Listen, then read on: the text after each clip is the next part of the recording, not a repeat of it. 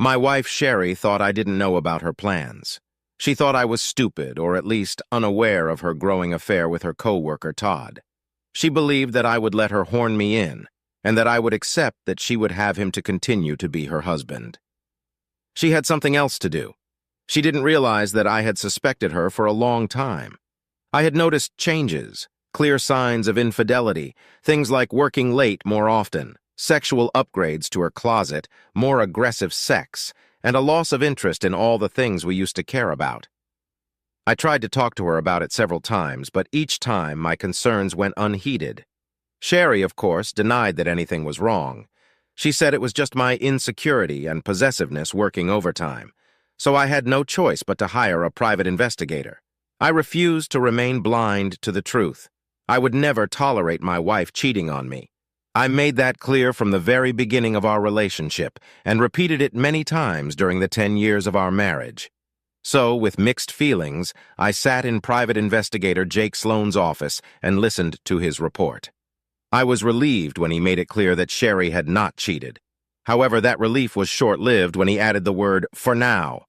As he explained, my wife was having an affair. It just hadn't gotten to anything sexual, but it was only a matter of time. Apparently, Sherry and Todd were what they called working spouses. I hated that term. Sherry had only one spouse, me.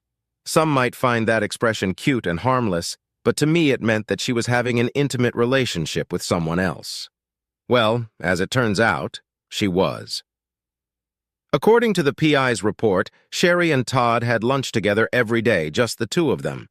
They held hands and sat next to each other.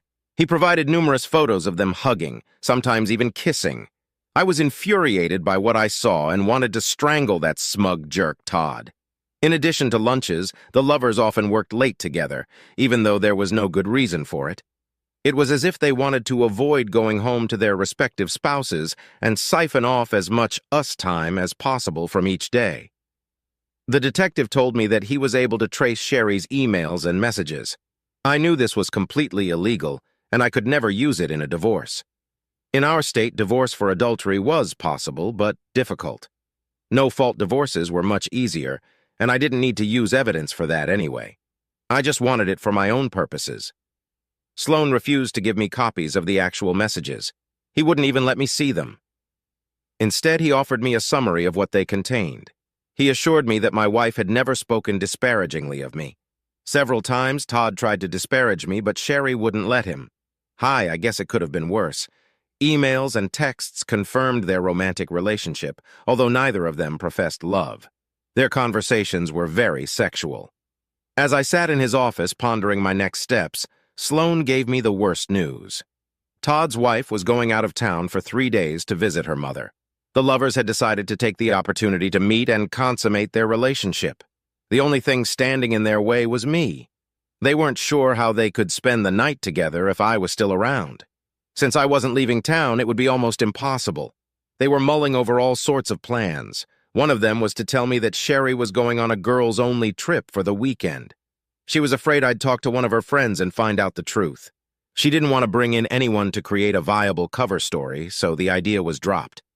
Then they thought about forcing me to leave town. I laughed bitterly, remembering how Sherry had suggested I organize a golf trip with my buddies. I wasn't interested, which shot that option down too. Finally, they came up with a new but direct approach: honesty. Todd believed that I was a cuckold in the making and that I would do anything to keep Sherry as my loving, happy wife, including letting her have an affair with another man. Somehow he led Sherry to believe that by sleeping with him, she would help improve our sex life and our relationship. He convinced her that all she had to do was tell me what she planned to do with Todd, and I would give in and let her do it. Obviously, the asshole didn't know me, but what surprised me the most was that Sherry bought into his bullshit. She should have known there was no way I would tolerate this. If she doesn't realize that, then she's mentally unstable. Sloan told me that was all they had, so I took what he gave me and went home.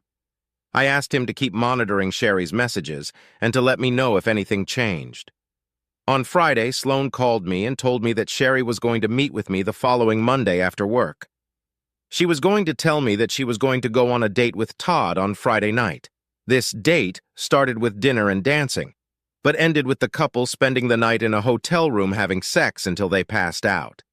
She had the foresight to return to my house on Saturday, or maybe Sunday, depending on how much sex they'd had.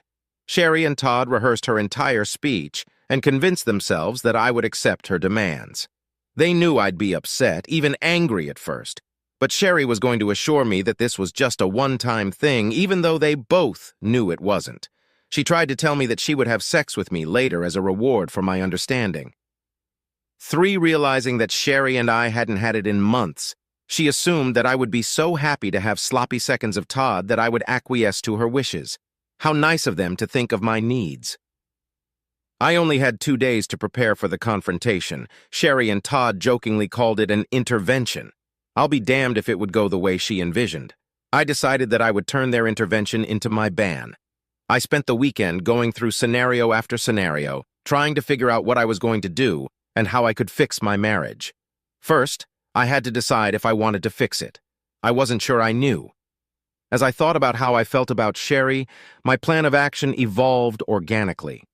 I decided to deal with it directly and end it for good. When we first got married, Sherry and I seemed blissfully happy.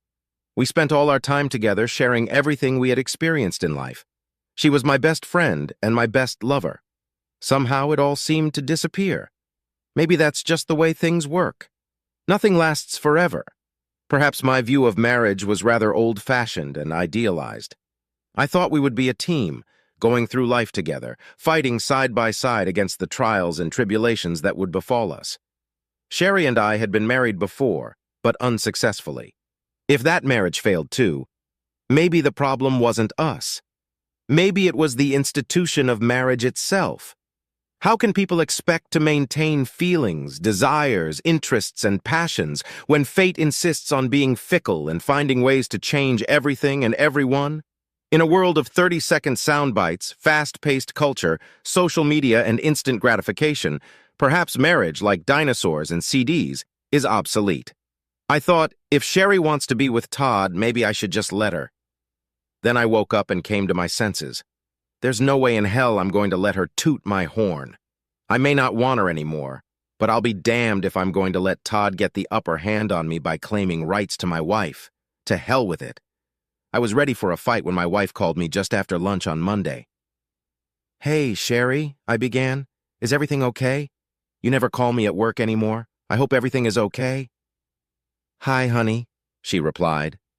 Honey? Really? Did she use that epithet toward Todd, too? "It's no big deal. I just wanted to make sure you'd be home on time tonight. I need to talk to you about something very important, so I need you to be there."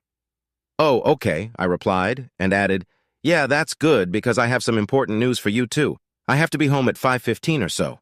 Will that be okay?" She didn't answer right away.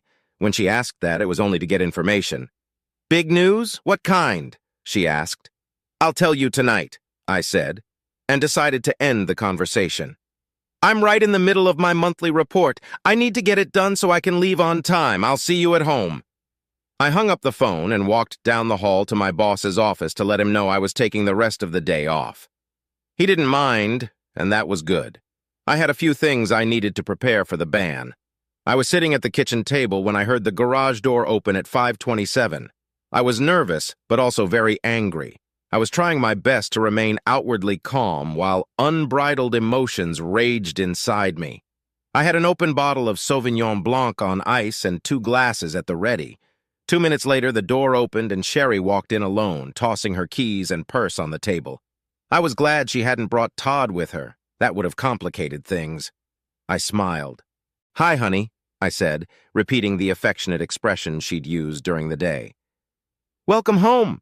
Do you need some time before we talk, or do you want to get right to the point?" She was taken aback by my immediate desire to talk. I think she assumed we'd get to it eventually and wasn't ready for it so quickly. I wasn't going to let her get the upper hand. I wanted to keep her in suspense and keep her unprepared. She had everything she planned to do and say worked out in detail, so I had to be as disruptive as possible. I didn't expect you to sit here and wait, but yeah, I think the sooner we get started, the sooner we can get on with our evening," Sherry said, coming over and sitting down across from me. "If you don't mind, I'll tell you my news first. Do you mind?" I asked, rather insistently. No, she said hesitantly. It's okay. Well, would you like a glass of wine? I asked. I didn't wait for her answer. I poured us both a glass and put one in front of her. Yeah, that would be great, she said with a sigh, lifting the glass and drinking half of it. I refilled her glass as soon as she set it down. So this is something I've been thinking about a lot, I began. I'm not going to beat around the bush. There's no point in dragging this out. I paused, deliberately trying to create tension. It worked. Sherry stepped forward and stared at me. What's the matter? She asked. I want a divorce, I stated bluntly, and waited for her to get the message. It took about 3 seconds. Sherry's face gave away her thoughts and emotions. First, she was confused, as if she didn't understand the words I was saying. Then it came to her what I had said, and she was shocked. Fear and anxiety were quickly replaced by surprise. She was afraid that I might find out about her affair with Todd. Why? She asked, afraid of the answer. I don't love you anymore, I said. It looked as if I had stabbed Sherry in the chest. You what? She asked, struggling with my statement. I've fallen out of love with you, Sherry. I don't remember exactly when I stopped loving you, I lied. I knew exactly when. It was so long ago. I tried to ignore it as long as I could, but lately I've been finding it harder and harder not to face it. What are you talking about? She asked me. She looked like she was about to cry. I was surprised by her reaction. Do you remember when we first got married? I asked. Remember how we spent all our free time together? If we went anywhere, a store, a movie, the mall, anywhere, we did it together. It was like we couldn't bear to be apart. She nodded. I remember, Sherry said. We both had jobs, but we made a special effort to have lunch at least twice a week, and we couldn't wait until work was over so we could rush home and be together. I missed you so much every day and looked forward to coming home, kissing you and more often than not making love to you. We had hobbies in common. You made me take those stupid pottery classes with you. Do you know how much I love doing it with you? I thought you hated pottery, Sherry said, looking at me intently. It wasn't about the pottery. It was about sharing the experience with you, I told her. I loved every minute of it. I loved watching you do it and helping you. I loved your enthusiasm. It was the same with painting those darned Christmas Village buildings. We bought about a dozen of those little unpainted little houses that we painted together to make a display for Christmas. It was tedious, but we enjoyed it. Yours were always better than mine, Sherry said. Remember how many nights we spent together at the table applying paint to the shingles? Sherry nodded again. I loved you so much back then. We also spent hour after hour painting those big posters you picked up on your trip to Myrtle Beach. That was long before adult coloring books were in vogue. We still have hundreds of those coloring pens. But like our love, they've all dried up. Sherry visibly shrank. My love hasn't dried up, she parried defensively. I ignored her and continued. All our friends talked about how jealous they were of us. We did everything together. We took long walks every day, holding hands. If I needed to run to the hardware store to tuck in the weed trimmer line, you would come with me. If you wanted to go shopping for clothes, I'd drag myself after you and wait outside the locker room. Yeah, but you hated it, she challenged me. You'd be on your phone all the time. You wouldn't look at the clothes with me. I didn't care what you chose. I thought you were beautiful in everything. I was there to be with you. I could have stayed home and watched sports. We talked about how other women in the neighborhood would get together to play bingo or have bachelorette parties, but you never wanted to go. Remember what you told me about why you didn't participate? Sherry wiped a tear from her cheek. Yes, I remember. You said you didn't want to hang out with the chickens when you could hang out with me instead. Many nights we cuddled under the covers and watched You're Getting Mail. I love that movie, Sherry said, holding back tears. We must have watched it at least 100 times, I said, filling her glass again. I still want to watch it with you, Sherry exclaimed. I don't want to get divorced. I thought we'd grow old together, take cooking lessons, take ballroom dancing lessons, or just lie in bed and read books.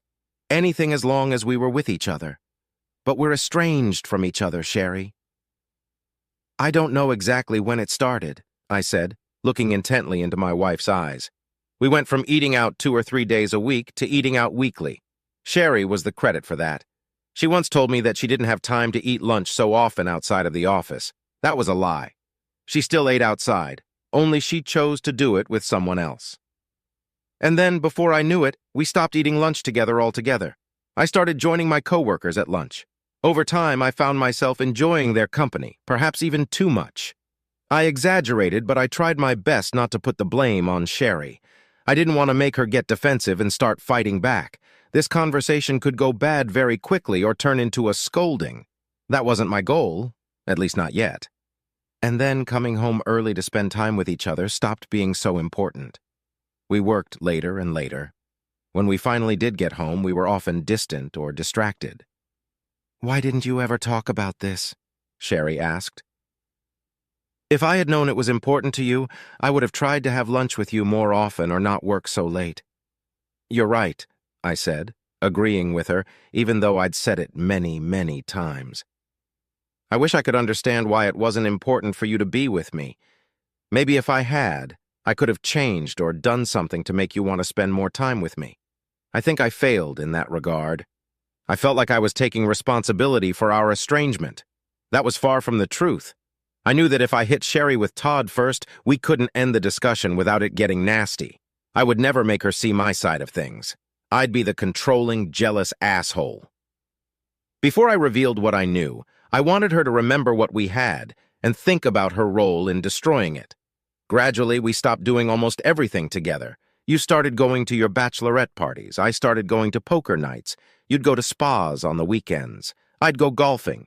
Sherry, we could go all day without talking about the weather or the latest news. Our sex life began to suffer as well. Often we were too tired or not in the mood. When we first got married, we couldn't tear ourselves away from each other. We had sex 4 or 5 days a week, often several times a day. I'd fondle you while you cooked, and we'd skip dinner and sleep through the night. We'd go to the hot tub all the time, having fun all the time. We haven't gotten in a hot tub in over a year. "I thought you didn't want sex anymore," Sherry objected. "I have no idea where she got that idea. I think she was justifying her behavior by trying to make it my fault." "Oh God, no," I said with a chuckle. "I never stopped wanting sex. I'm just as horny now as I was 10 years ago. I just stopped wanting sex with you." I knew that would hurt deeply. She thought she had rejected me sexually, and here I was telling her that our lack of sex was because I didn't want her. I almost would have laughed if I hadn't been so hurt. "What?" Sherry asked in a broken voice. I don't think she expected me to say that. "You didn't want to have sex with me?" I lost all interest, I said absent-mindedly. "You were a cold fish. You just laid there. You never wanted to do anything exciting or even remotely naughty. It seemed to me that you wanted to get it over with soon so you could get back to something more interesting, like knitting. All the while, I still wanted weekend sex marathons like I used to. Hell, you didn't even want me to give you pleasure." She stared at me for a few moments. Her tears had dried and her face was flushed. I wasn't sure if it was from anger, frustration, or embarrassment. I refilled her empty glass. She took it and took a big sip. "It was only a matter of time," I continued, "before we started looking for someone else we wanted to spend time with. I didn't mean me, but she didn't know that." "Are you cheating on me?" she suddenly asked angrily. "Are you in love with someone else?" "Sherry, you know how I feel about infidelity. I made a vow to you when we got married, and I take that vow seriously. I know your first husband cheated on you, just like my first wife slept with a coworker behind my back. I would never do that to you, just as I know you would never stoop so low as to try to antagonize me by screwing another man. How could you think I would do that?" "I'm sorry," she apologized. "You're right. I know you wouldn't do that." She looked guilty and couldn't meet my gaze. Her hands were shaking. "Let's wait until after the divorce to sleep together for the first time," I stated, clearly hinting that I had a new love interest. Which brings me back to my big news. I've already met with my lawyer and finalized the paperwork. You should be served on Friday. "Wait, what?" she asked, getting desperate. "I told you that you'll be served with divorce papers on Friday," I said, trying not to smile. "It's for the best. That way you can get your freedom back and do what you want, and so can I. We can admit that the last 10 years have been a waste of our time and move on." "They weren't a waste of time for me." "Come on, Sherry," I said. "I think you want this as much as I do. I mean, let's be real. You haven't wanted to be with me in a long time. Our wedding was a mistake. I'm not the person you want to be with. No, you're not, she objected. I don't want a divorce. You can't get a divorce just because you want one. I don't want to divorce you. I want to be married to you, forever. I love you. I'm sorry, Sherry, but I don't love you anymore. This is a no-fault divorce state, so we can just split all the assets 50-50. I mean, it's remotely possible to get more than half of the assets, but that's only if one of us cheats and we can absolutely prove cheating. But none of us cheat and are unlikely to do so before Friday, right? So we can make a clean break. I'd like you to come with me to the bank tomorrow so we can divide the money from all our accounts equally. We'll have to open new accounts, get new credit cards, and change all the utility bills, and we'll have to sell the house.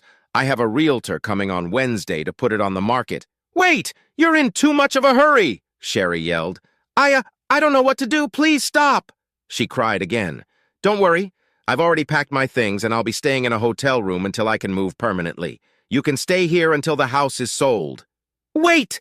Damn it! Sherry shouted. Please wait! There's no need to wait, I said. Right? We don't have to put this off any longer. I mean, we have to take care of everything before Friday, don't we? Why? What's so damn important about Friday? She asked demandingly. Well, Friday's the day you go on a date with your boyfriend Todd, right? Isn't that the day you two plan to spend the night in a hotel together and party all night? Sherry froze. Her eyes seemed about to pop out of her orbits. Her mouth was open like a dying fish.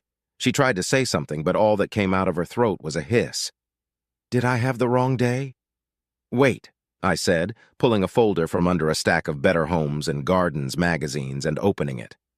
I pulled out a sheet of the private investigator's summary report and slipped it between us and showed it to Sherry. I pointed to the part about her plans to screw Todd on Friday night. No, I'm right. See, it says here that you and Todd made reservations at the Gaylord, Texas for Friday night. That's not... She started, but I cut her off. It's not what it looks like? I asked her, finishing the sentence after her. Oh, do I need to show you the pictures of you and Todd kissing at lunch? She stared at me and the tears flowed again. I'm sorry, she said quietly. Now I remember exactly when I stopped loving you, I said with a wide smile on my face. I stopped loving you the day I found out that you were planning to turn me into a cuckold with your coworker, just like my ex-wife.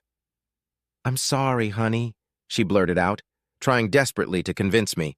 I don't love Todd. This is just going to be a fling, something to rekindle our relationship. I'll spend the night with him, and then you and I will spend the rest of the weekend having hot sex like we used to. Todd said you'd love it, that it would turn you on and revitalize our sexuality. Yeah, that's right. Revitalize our sex life. Instead of having sex with me, you're revitalizing things by having someone else. Does that make sense? No, but, She couldn't even get the phrase out. She changed tactics. Todd said you'd do it if you wanted me to be happy. I want you to be happy, I said. I want you to be happy with me like you once were. I don't want you to be happy with another man. Are you out of your mind or what? How could you think I'd be okay with that? You should know how I feel about infidelity. Yes, but... She tried to find some way to justify her actions. It wouldn't be infidelity. I wouldn't cheat. You will give me your permission. Not in this life, I said. I know that now. I should have realized it from the beginning. I don't know what I was thinking. I guess I was bored and lonely. Todd turned me on again. Bored and lonely? How could you be bored and lonely when we were happily in love and enjoying all our time together? I don't know, but... She started again. Did you ever think you were bored and lonely because you cut us off? You stopped having lunch with me? You stopped spending time with me and doing things with me? You chose to avoid me and put yourself in that position. You chose to spend time with him instead of me. So if you were bored and lonely, you created this condition specifically so that Todd could get rid of the boredom and loneliness. I don't think I did that, she said, staring at me. She shook her head. No, I can't believe I would do that.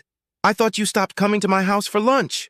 Because you told me to. Don't you remember? You kept telling me you were too busy. And then one Wednesday, the day of our lunch, I picked you up, and you didn't even bother to come to the lobby and tell me you couldn't come.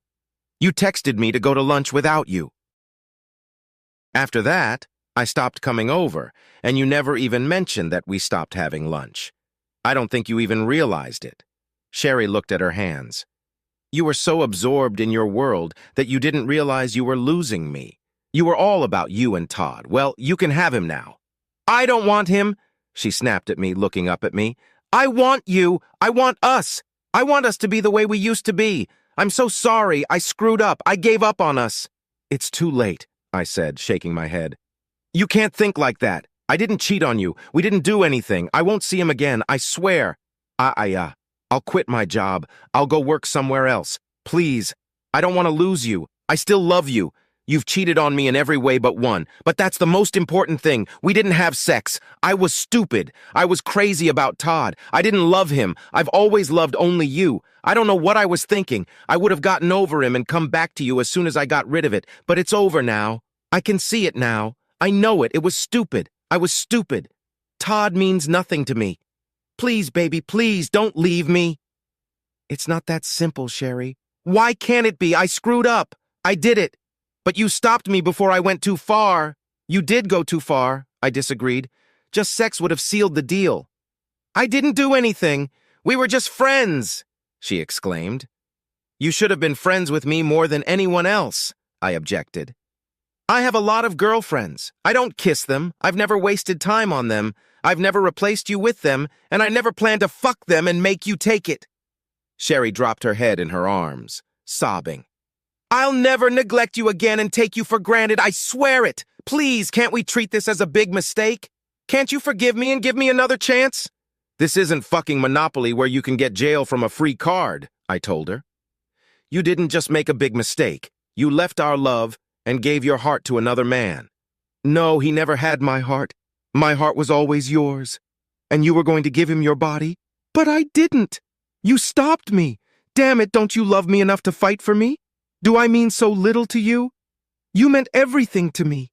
I'd fight anyone for you. I'd die for you. Now I wouldn't piss on you even if you were on fire. Sherry let out a piercing scream. She grabbed my hands and tried to pull me to her. No, please. You can't think like that. I'm so sorry. I'm so sorry. You have to believe me. I think you're sorry, I said. It shows me that you're not exactly a self-centered, heartless bitch. Then can you give me another chance? Please, I'm begging you. Please don't leave me. I'm not leaving you, Sherry. You did this on your own. I truly believe you're sorry. Maybe someday I can forgive you, but it doesn't change anything. I don't love you anymore. It's over. But don't worry, you always have Todd to comfort you. Todd is married? She said through her sobs. He only wanted to fuck me. He didn't want a relationship. I grinned. Well, he might change his mind now. I'm sure his wife had something to say to him when he got home today. She and I used the same divorce attorney. Sherry's jaw dropped again. I pushed a folder across the table to her. The full investigator's report is here, along with pictures of you and Todd. His wife has a copy. Also in there is all the information from my attorney about the divorce and how we propose to divide the property. I suggest you read the whole thing. No, baby, please, she pleaded. Don't do that. If you want to come to the bank with me tomorrow, call me and let me know. I got up from the table and walked out of the house, ignoring the sound of my wife crying.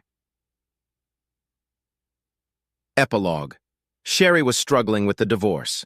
I didn't want a protracted and expensive legal battle. So when the judge suggested I see a marriage counselor, I agreed. The counseling helped more than I expected. Sherry and I got in touch with our feelings. We communicated about everything, openly and without judgment. She was able to understand why she had fallen victim to Todd's advances and almost lost me and our marriage. I was able to explain my pain and the humiliation she had caused me. The counselor was proud of our progress. After a few sessions, I returned to the house. We had hot sex several times. Sherry was very willing to do anything I wanted sexually. A year later, we were back to being the loving couple we were when we first got married. Sherry changed jobs and now worked for my company. We commuted to and from work together and every day. We didn't do it because we felt obligated or controlled. We did it because we wanted to be together. In fact, we did almost everything together. We put up a little Christmas tree and finished painting 2 pictures we had given up on years ago. We enrolled in another ceramics class and signed up for ballroom dancing. I even found a box of all the colored pens.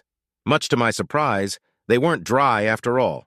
One night, as we were cuddled under a blanket eating popcorn and watching You've Got Mail, Sherry kissed me and said, "Honey, I need to talk to you about something important."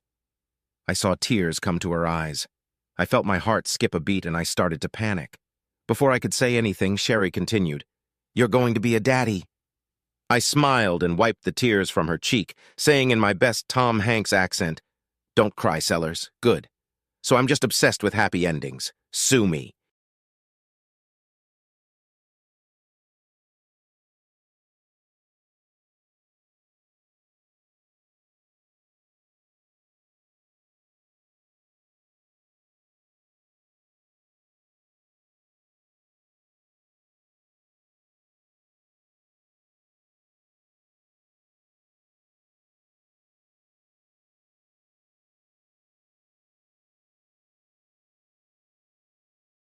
I'm not stupid, except when it comes to women. I know. I know. In fact, aren't most men dumb when it comes to women? I know some of us think they know about them, that they understand them, but are they really? My guess is no. Like most men, I'm just trying to figure it out and do it as right as I can. Having said that, I guess that's the reason it took me so long to realize that I'm really dumb when it comes to women, and my wife in particular. I saw signs of her disrespect and cheating for almost 5 months before I decided that if there was smoke, there might just be a fire I needed to put out. As the old song goes, we were married in a fever hotter than a pepper sprout. I found Catherine, courted her, and married her within 1 year of college. I was attending Oklahoma State University in Stillwater as a party management major when she randomly came into my life. Okay, my real specialty was hotel and restaurant management. Partying was what I was doing when I should have been studying. I also worked as a bouncer at Eskimo Joe's, well known and popular in college. The bouncers would take turns at different posts in the building to do their jobs. We served visitors at the door, checking IDs and wading through the crowd to make sure nothing objectionable happened. The bar had an upper floor, and one of us was always on duty at the top of the stairs to make sure drunks didn't fall down the stairs. While I was working there, I quickly gained an understanding of the female members of the bar. I learned which ones would fit and which ones wouldn't, and which ones would sometimes fit, and how to identify each one. When I took up my post at the top of the stairs, I had a view of most of the lower floor. I watched from my post on the balcony as the women processed the dumb bastards on the first floor. Some of the women had 2 or 3 poor dumb bastards buying them drinks at the same time in hopes of driving them home or to their cars for some privacy later in the evening. Many young ladies begged drinks from the dumb men just before closing time. There was usually a mass exodus of these women after last call, or a little before. They would pretend to go to the restroom before leaving with the young man who had treated them during the evening to let them pop out the back door that led from the hallway to the restrooms. This, of course, pissed the men off, and many times one of the bouncers had to give them advice to calm them down. I knew which young women played this game regularly, and as a public servant, I would warn my friends and sometimes just a guy I thought was cute and didn't deserve to have nasty things said about him. Others I just let get carried away. Anyway, one Saturday night after a home game, I was working and watching drunks make fools of themselves when this absolute goddess fell into my arms. Drunk was putting it mildly for her. She was completely out of it and claimed she didn't even know where she was.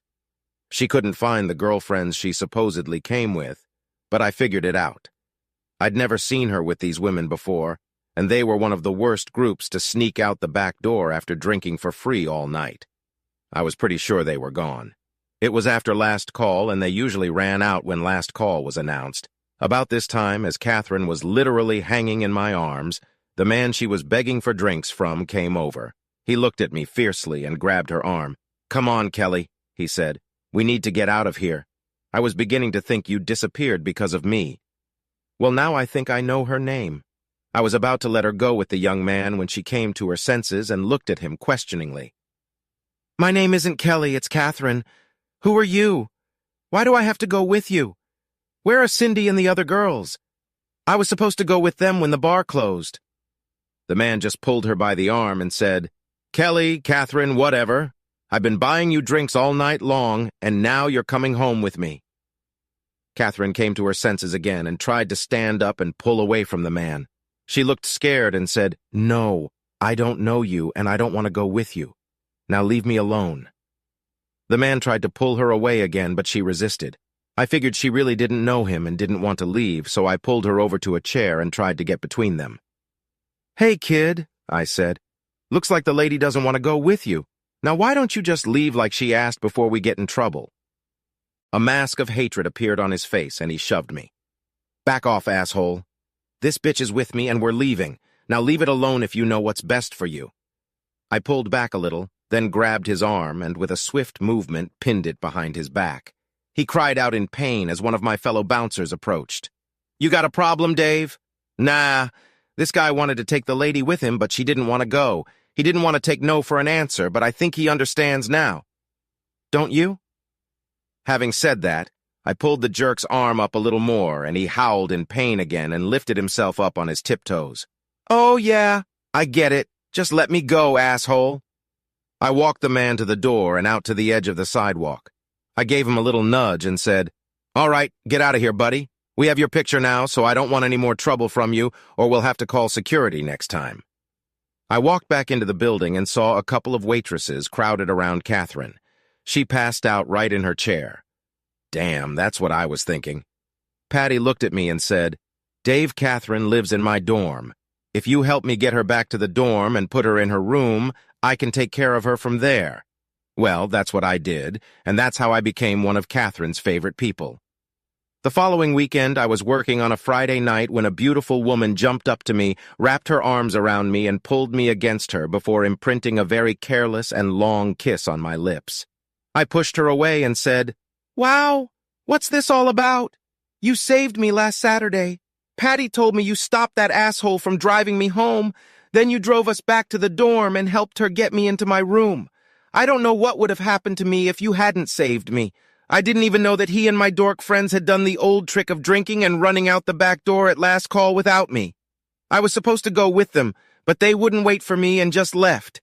I didn't even hear them call for the last time, so I missed it. Well, for the next 2 years when I was working, Catherine was always there to protect me. We got to know each other very well and started dating a few months after I rescued her. When we graduated, we got married.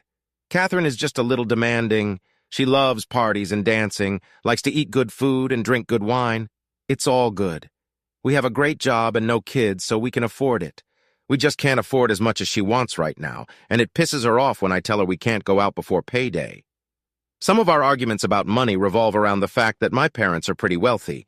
They own a large farming operation and almost 4 parcels of farmland in our hometown.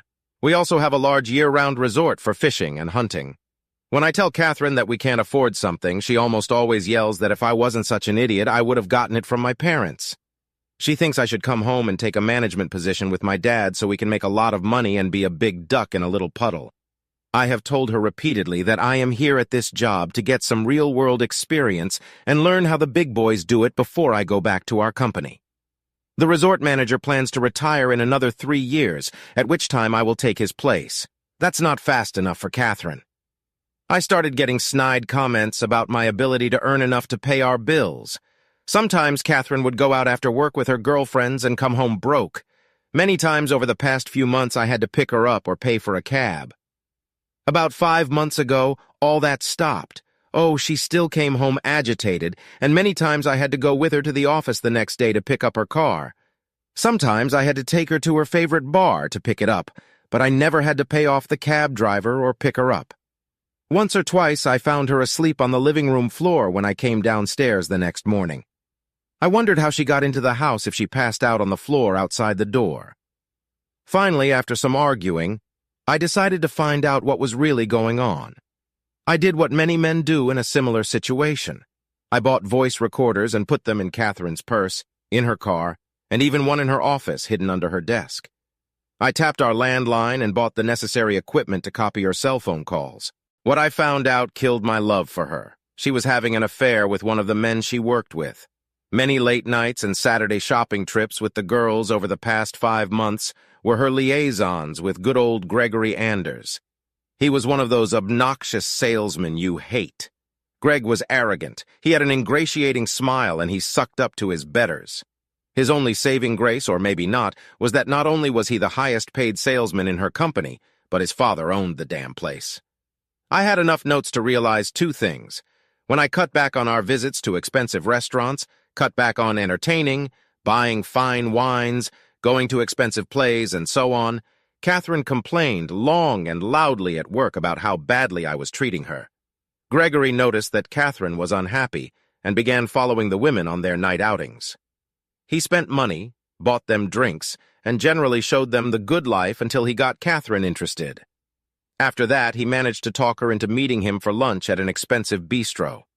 After she was hooked by his extravagance, he invited her to dine after work at fancy establishments. After a few weeks, Catherine succumbed to his seduction and began spending time in bed with Gregory. He started giving her orders, and to my shock, she followed them. All he had to do was threaten to end his generosity, and she complied with his demands. Sex in a restaurant bathroom? Okay, suit yourself, sweetie.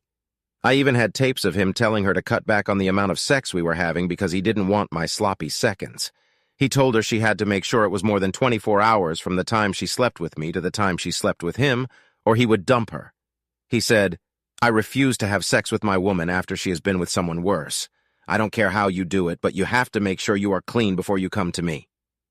Our sex life quickly went downhill and revolved around good old Gregory's trips out of town on sales and Sundays. He was never with her on Sundays, so that quickly became my only guaranteed day of lovemaking. I have to admit that I really didn't care after I found out what was going on. I kept that cheating bitch around as long as I could only because I was getting ready to get a divorce. Luckily, we had only been married for about 27 months and didn't have kids yet when I found out about good old Greg and Kate. She hates being called Kate, so that's how I think of her now. We rented a pretty nice apartment and bought 2 new cars. She had to have a BMW, of course.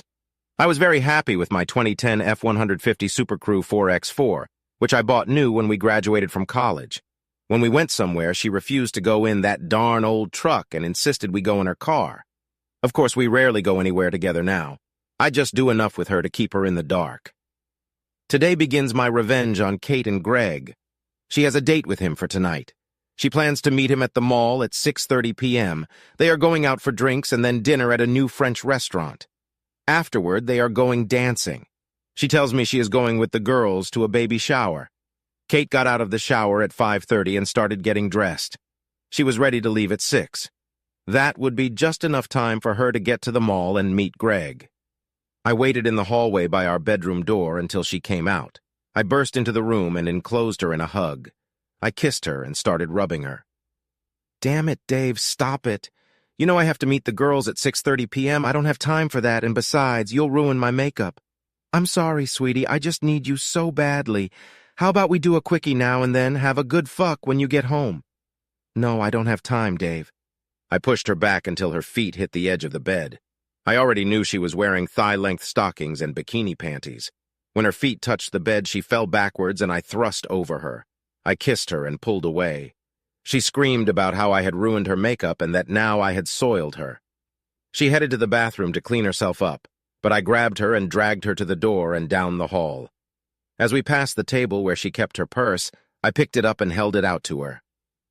"I'm sorry it took so long, sweetheart," I said. "I really needed it, though. Thank you. Here's your purse. If you hurry, you can still make it and not be late. Say hi to the girls for me. You can blame me for making you late. Tell them I apologize." "But I need to get cleaned up. I can't go into town looking like this." "No, you're fine, sweetheart. We used to do that a lot, remember? No one will ever know. Now go out and have fun, baby." Catherine looked at me angrily and turned to her car. It was all I could do not to laugh. I sat there waiting for the tape to see what the asshole was thinking about getting my wife that night. Oh, guys, he was pissed at Kate. I could hear them kissing and moaning as they entered his apartment. There were a lot of rustling noises. Then I heard Kate say, "Greg, honey, I'm sorry, but Dave made me make love to him before I left. Let me go and clean up before we go to bed." "What?" "I told you to keep that little asshole away from you when I'm going to be with you."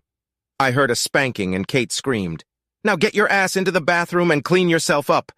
I couldn't hear anything else because Kate had obviously left her purse in the living room and they were sleeping in the bedroom, but inside I was happy. I'd pissed off old Greggy and from the sound of it probably slapped Kate. I didn't see a bruise, so I assumed he had just slapped her. The next 2 times I knew Kate was going to be with Greg, I forced her to sleep with me. In fact, every time she left the house, I tried to leave a charge in her in case she was actually going to meet Greg instead of doing the innocent thing I was told she was going to do.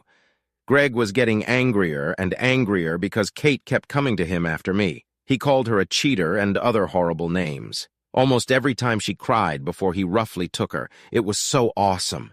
I fucked her and she left the house crying in fear of Greg. Then he was rough with her and yelled at her and she cried even more. As far as I know, he didn't hit her again after that first time, and I suspect it was just a slap on the butt. The last time she was with Greg was bad, though. I'd had enough and decided my revenge was over. I had arranged everything to hand her the divorce papers during her Saturday night date. I even supplied Greg's wife with copies of the records and photos I had. No, I didn't have pictures of them doing dirty deeds, just of them having dinner, dancing, and kissing in his car. That was enough. I paid extra for Kate to be served after she and Greg got to his apartment in the city. It was actually an apartment rented by his father's company for corporate visitors. Greg and his father both used it for their liaisons with women they weren't married to. Oh yeah, I was also kind enough to send Greg's mother pictures of his father and his secretary having sex too. Heck, why not be a nice guy?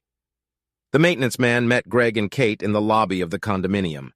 After he served her, he handed Greg the letter I had prepared for him. The process server said to Greg, "I have been instructed to give you this letter, Mr. Anders. Mr. Stevens has outlined his actions to you so that you know what has been going on over the past few months and what you can expect the next time you come home." In the letter, I explained the documents I had against him and Kate and that I had provided them to his mother and his wife. I also asked him if he liked getting my leftovers from Kate. I told him that I made sure that every time she came to see him, I sent him a piece of me to play with.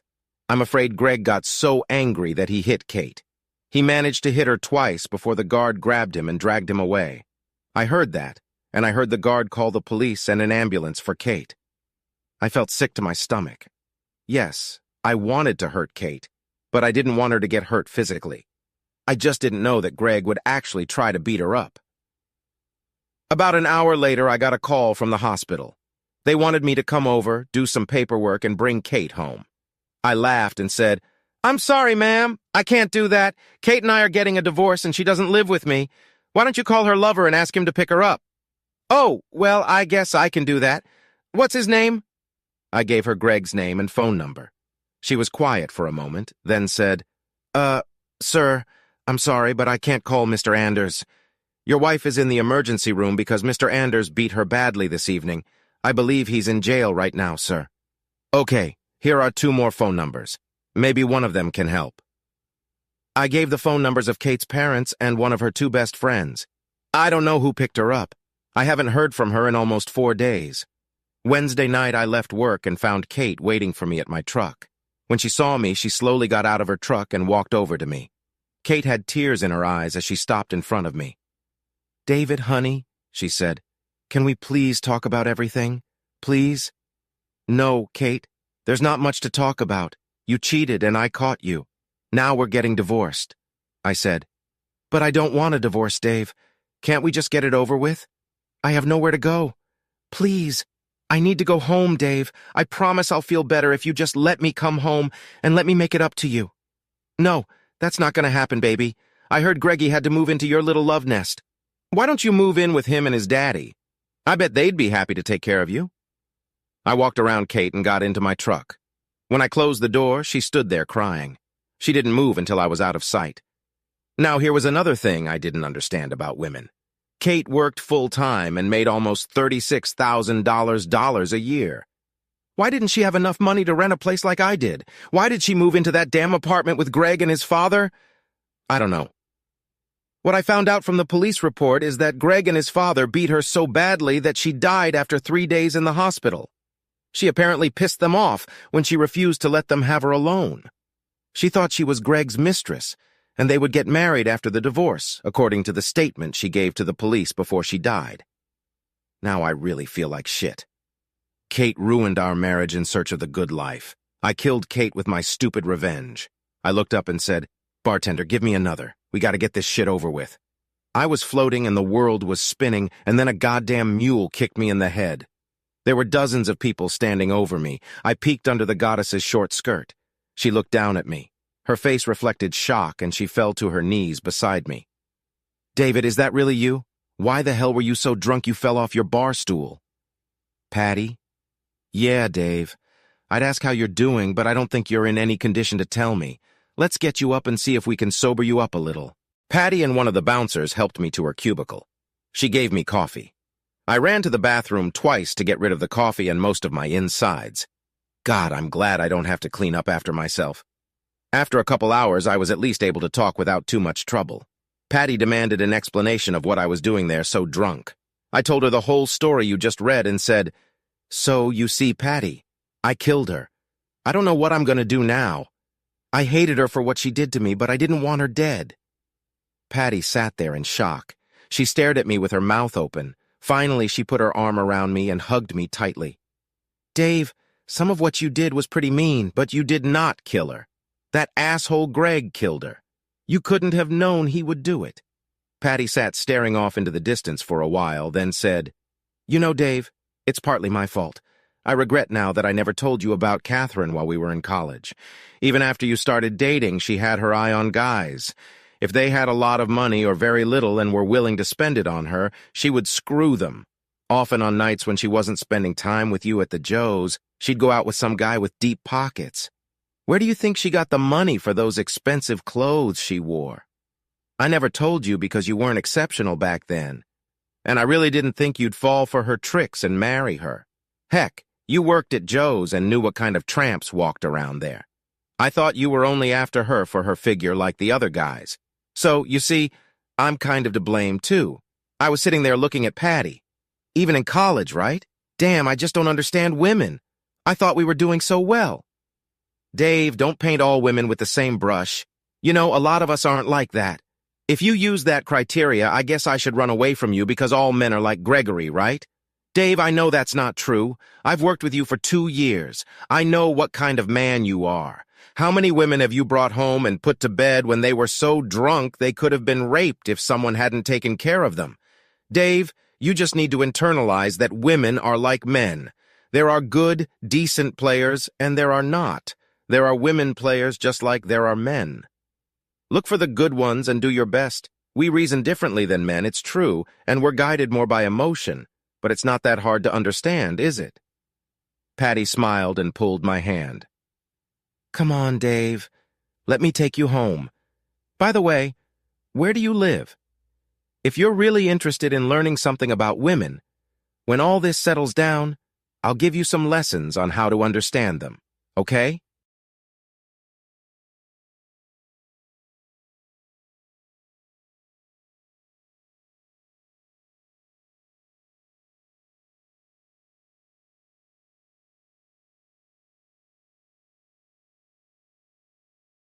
Monday night. The kids were already asleep in their rooms across the hall. Matt and Lynn sat in bed side by side, pillows tucked in. He was reading a book on the Civil War. She was editing a marketing report. With a quiet sigh, Matt closed the book and rolled over onto his side to look at his wife. He always liked the way the tip of her tongue stuck out slightly from under her lips when she was concentrating.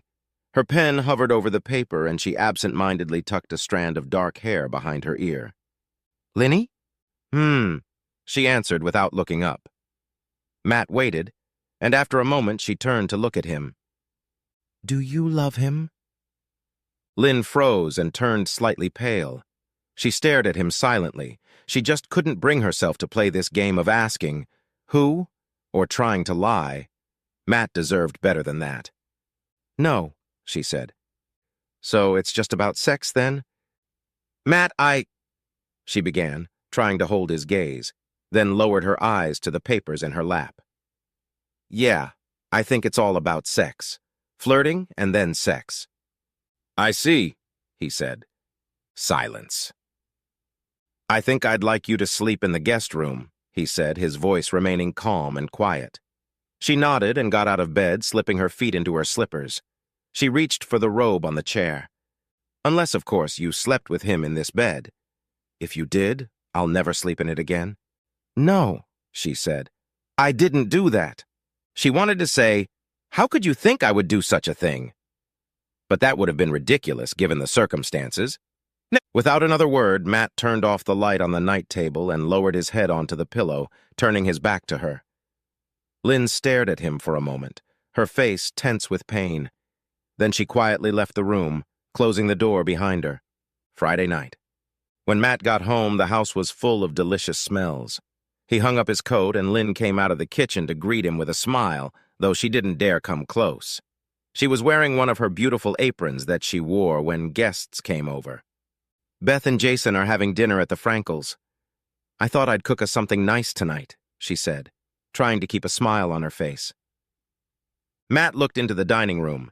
The table was covered with a tablecloth with their nice china dishes and two of their best wine glasses on it. There were candles and cloth napkins in silver rings. Matt nodded. It smells good. I'll go wash my hands and be down in a few minutes. When he returned, Lynn was just bringing in food from the kitchen. She served each of them a portion of fried chicken, along with potatoes and string beans. On one side in a pretty bowl was a salad with orange wedges. They sat down, and Lynn smiled radiantly at her husband, although there was visible tension on her face. It looks very nice, Matt said. Then he stood up leisurely and climbed into his chair so that he towered over the table. While Lynn looked at him in confusion and then horror, he unbuttoned his pants and slowly, carefully, thoroughly peed all over the table. He doused the chicken, the garnish, the salad bowl, and the newly filled wine glasses. His urine soaked their plates and flooded the tablecloth. "Matt, what?" Lynn exclaimed, almost involuntarily. Her eyes were widened with shock and horror. Matt zipped up and got off the chair. He looked at Lynn intently. "Yes, I thought you might want to know what it's like to have someone urinate on something you care about, something you've put a lot of time, love, and effort into. I thought it might be an eye-opening experience." Lynn didn't answer anything, just looked at her husband, tears streaming down her cheeks. Matt went to the closet, took out his coat, and left the house. Sunday afternoon. "I asked for a transfer," she said. "Oh? I'm being transferred to the internal marketing department in a week, and I wanted it to happen as soon as possible. I'll be in a building on Union Street, away from where I am now." "And why did you ask for a transfer? I thought you liked the international division." "Because I wouldn't be anywhere near, around Douglas. I won't be in the same office anymore." He stopped raking leaves and turned to look at her standing next to him in her colorful fall sweater. "And why should that matter to me?" She looked both annoyed and hurt. "Because I'm not going out with him, that's all. I wanted you to know that." She turned back to the rake again. "Lynn, you've already told me it's over. Of course I take you at your word and trust you completely. Can you think of any reason why not?" She stomped her foot lightly and said, "Damn it, Matt. Do you really think your sarcasm is going to help? Do you really think moving out of this office is going to make things better? Like no motels and no lunch hours and no breakfast meetings or client meetings outside the office? Like there aren't plenty of other men out there who would love to sleep with you to the point of memory loss?" Matt's voice rose to angry, but he continued raking leaves into neat piles without looking at her. "Matt," she said in a thin, sad voice, "what else can I do? I'm trying to do everything I can, every way I know." She began to cry. "To show you how sorry I am, to make it up to you in some way." He turned to her again. "And you think there's some way to make it up to you? Some magic formula, just the right words, actions, or gestures, and it'll all be over? Look, Lynn, you're living in a fucking dream world." He turned away again, back to his rake. Monday night. Lynn heard footsteps in the hallway, and then Beth's head appeared in the doorway, sleepy and confused. "Mommy? Why are you sleeping in the guest room?" Although she was almost 6, she still spoke with a slight huff. "I stayed up late at work, honey, and here to keep Daddy out of the way."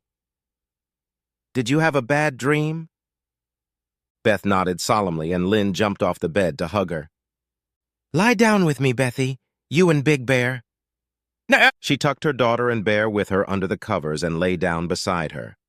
5 minutes later, Beth was sound asleep again, and Lynn gently took her and the bear cub in her arms and carried them to Beth's room. On her way to the guest bedroom, she suddenly changed her mind and headed for the master bedroom. The door was a few inches ajar and the room was dark. Lynn paused, trying to find the right words, but she was stopped by an unexpected sound. It was crying. "Matt," he cried softly, probably into his pillow. Lynn stood listening for a moment, then slowly turned away and walked back down the hallway to the guest bedroom. Wednesday morning. It was getting easier each day to sit in his office and work, to concentrate on what needed to be done. His thoughts still drifted off into painful distances, but no longer as often or for as long. It was obvious to his secretary, Bernice, that something was wrong, but she guessed he didn't want to talk about it and didn't ask anymore, only smiled sympathetically at him. At 10:50, he got up from his chair, walked to his door, and closed it. Then he took a dictionary from the bookshelf and put it on the table. He found the word he was looking for and read aloud the definition. A cuckold is a man with an unfaithful wife. He sat back down. "I am a cuckold." He said it several times. The word seemed strange in his mouth. "I am a cuckold. I've been horned. She gave me horns." For a while he sat there looking at nothing. Then, with a sigh, he put the dictionary aside and went back to work. Saturday afternoon. "For heaven's sake, Lynn, what the hell did you expect?" Lynn didn't answer anything, and her friend Arlene continued. They were sitting in Arlene's kitchen with 2 cups of coffee between them. "You sleep behind Matt's back with some other guy." Arlene saw Lynn cringe at the word, but continued. "And now you're surprised he's angry and hurt?" "I'm not surprised, Arlene. Does he know how long it's been going on?" Lynn shook her head. "I haven't a clue. I don't know how he found out at all or when. He doesn't want to. We haven't talked about it. Do you think if you told him it was only a few times, would it make a difference?" "Not to me, no." Lynn made a grimace. "I mean, if it had been the other way around, if he'd slept with some other woman, 5 times 20, I'd still be torn apart. So don't think I'm surprised. I'm not surprised, not one bit. I just don't know what to do. I can't reach him, and I don't know what the hell to do." She lowered her eyes, stirring her coffee with a spoon, and Arlene watched her silently. 3 weeks later, Wednesday afternoon. "No," Matt said firmly, and then, a little quieter, "No, I don't want her to tell me about this." The therapist frowned slightly. She had short dark hair, almost a Beatles cut, and wore a brown corduroy sweater. Her name was Isabel Harshman. "Don't you think that would help you both? So you know why Lynn did what she did?" Matt looked at her without even glancing at his wife sitting next to him. "I think it might help Lynn, to get it all out of her soul. But I don't see how it can help me. Frankly, Dr. Harshman, I think I'm suffering enough as it is." Hesitating, Lynn said, "I thought if I told you about it, about how it happened and why it happened, that, you'd would realize that I could never do anything like that again." Matt turned and looked at her. "Do you really believe that? Do you really think there's anything you can say to me that will restore my trust in you, Lynn, to make me feel like I won't have to worry about you for the rest of my life, wondering when the next time you'll jump into bed with another man?" Lynn looked down at her lap. Very quietly, she said, "No, Matt. I don't think there's anything I can say to make that happen." 2 months later, Thursday evening.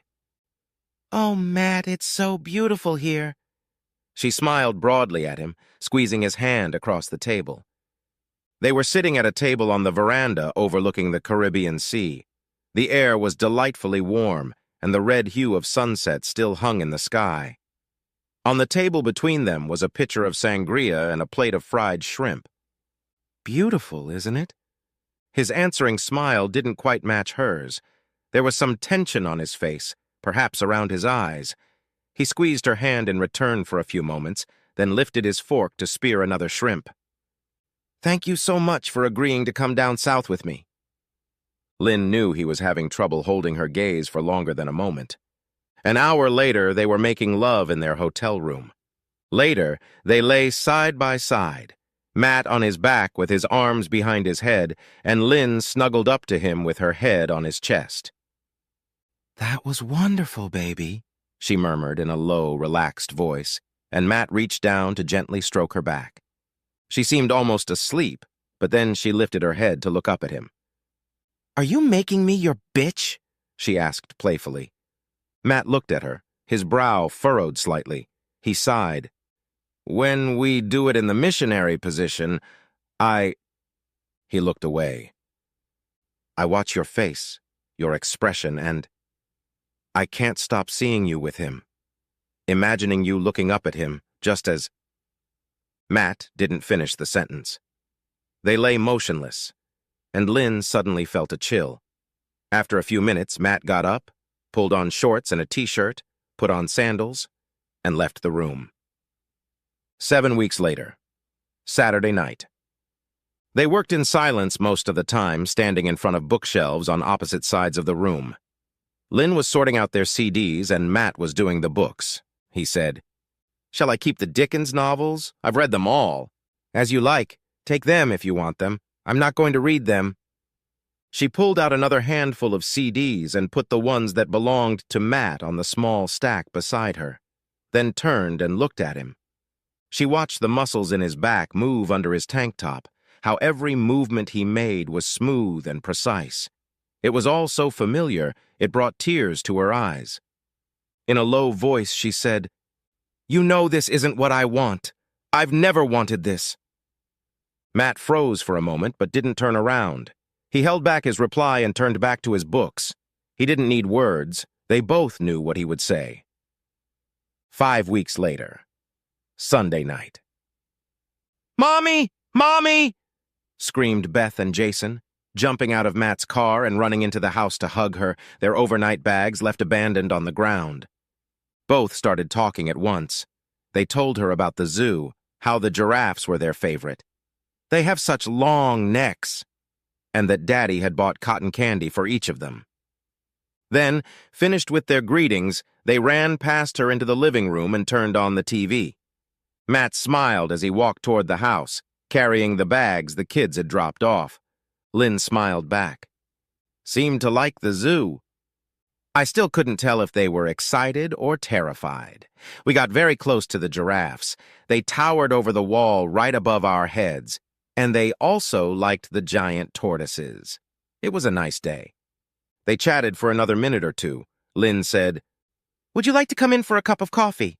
The coffee pot is on the stove." No thanks," he said, feeling a little awkward. "I really should get going."